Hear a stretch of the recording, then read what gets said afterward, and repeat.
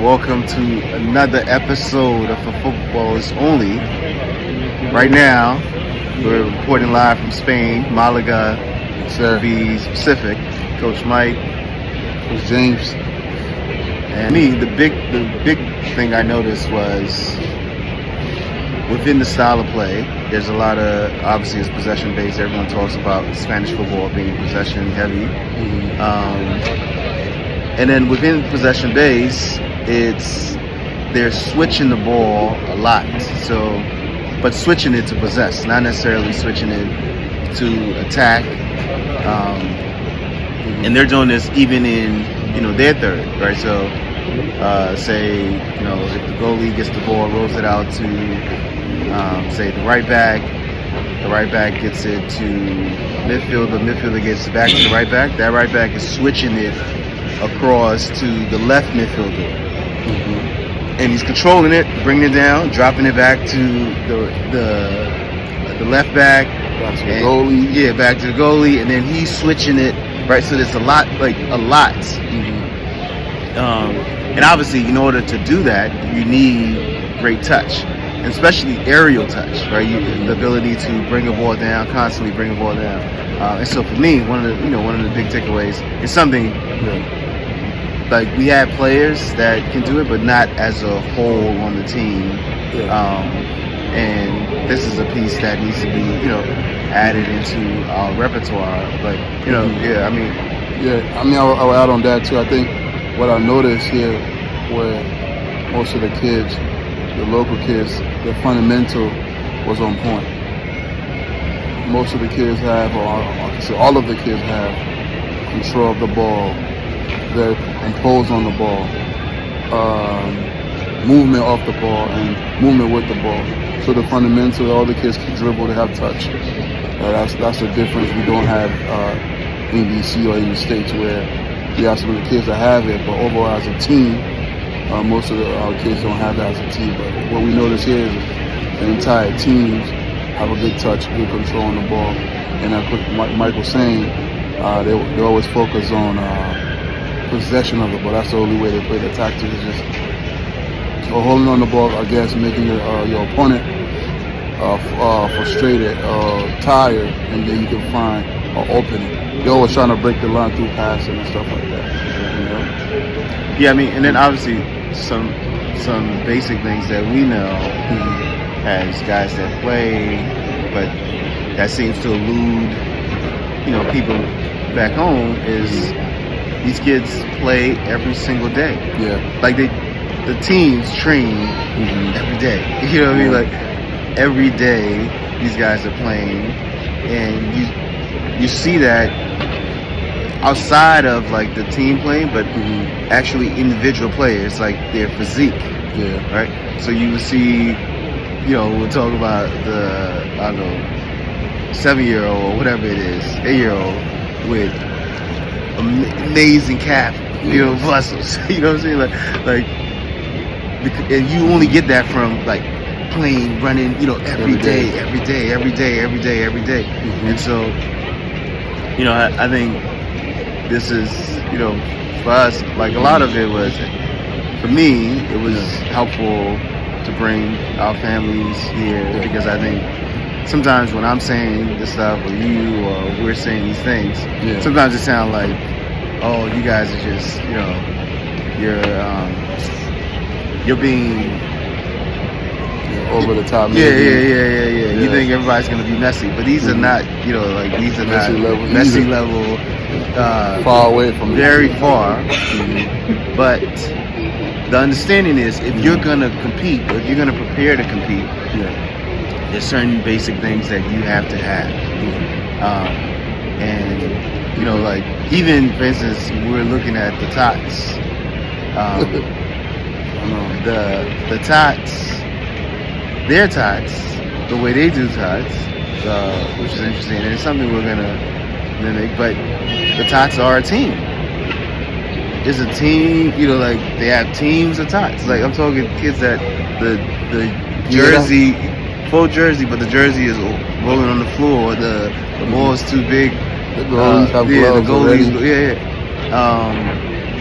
and they're playing, and they're working on these basic things, right?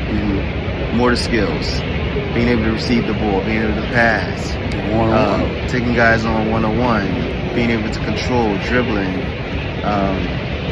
And so I think for me, it was really great because our parents got to go to the training sessions,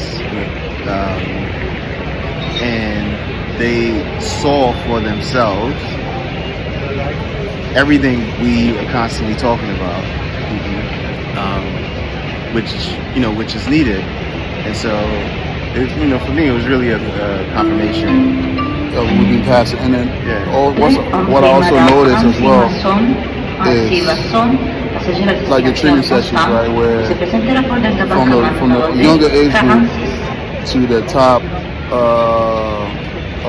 age group, they're all running the same drill, same sessions, right, from all levels, right? And we noticed that they have a lot of teams. They have an A team to all the way down to a B team, right? And then it's not far from what we do back in the States, right, where we have an A team or B team. But what I really like is how on all those teams, they're running the same session, and how Coach Mike was saying, they practice 5 days a week, right? And the same information they keep applying to their skills.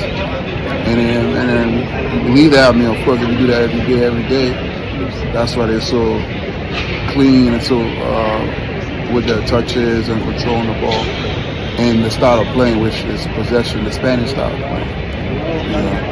And it's what I want to ask as well, like, compared, since we know that all the kids have the fundamental, what do you think about the overall talent? Are they more talented than kids? Meaning, are they more talented? Yeah, no. I wouldn't. No. Like, I think when it comes to natural talent,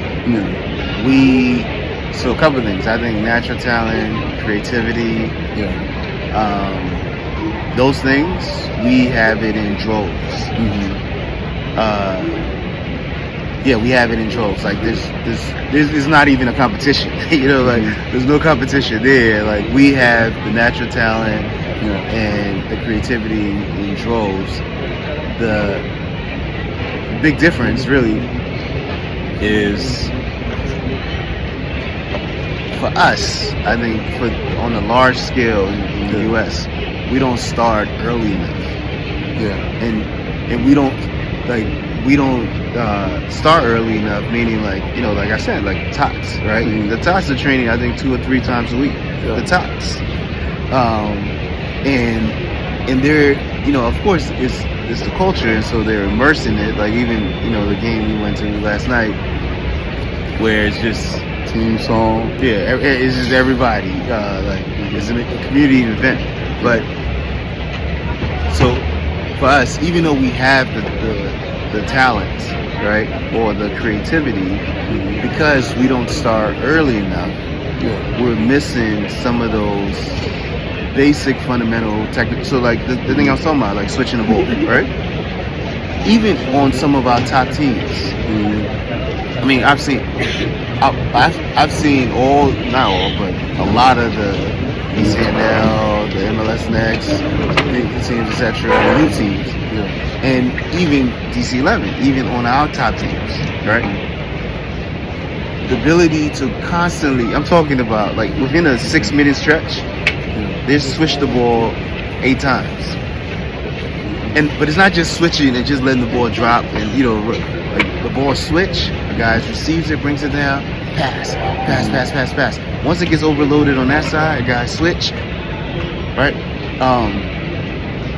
But that's done at tots 6, 7, 8, 9, 10. So when you get to 12, 13, 14, 15, 16, 17, you don't have to think about it. You're not really even stressing or like pushing yourself to kick that ball over to someone else. And so I think that's what it comes down to, like that technical mastery at an early age on a whole. Because yes, on any of the big teams, even our teams, will have, you know, yeah, 5 or 6 guys or 7 guys that can do that regularly. But I'm talking about every single person on the team, right?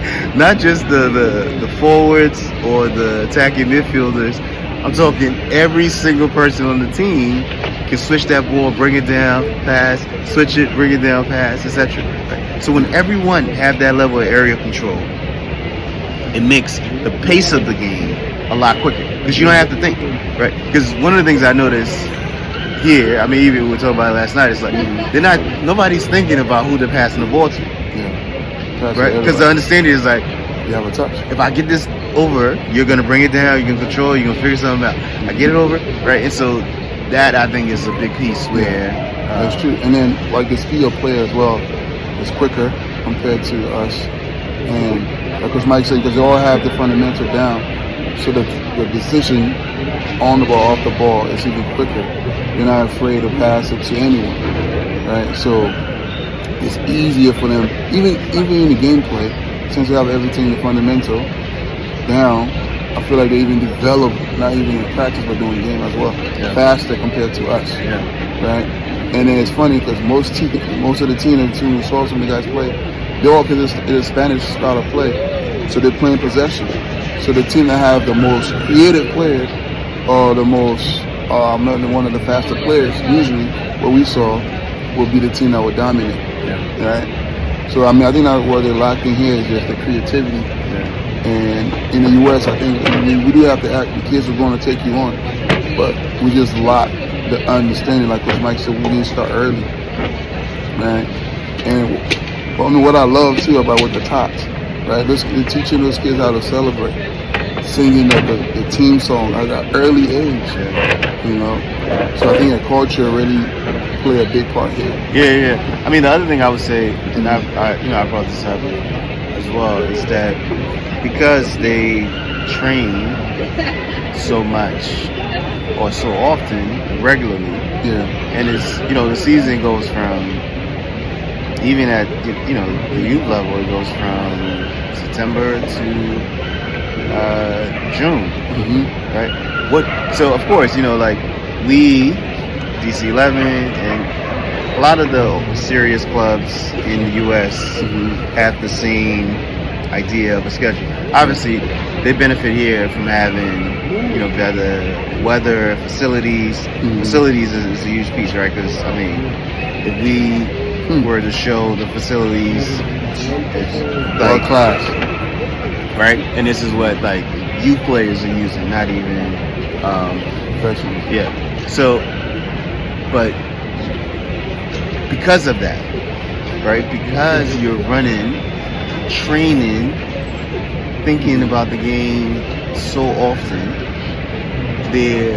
both their physical bodies and their minds are stronger when it comes to, you know, playing the game. Like if you just look at the team we looked at last night, I mean the game went to. All of those guys,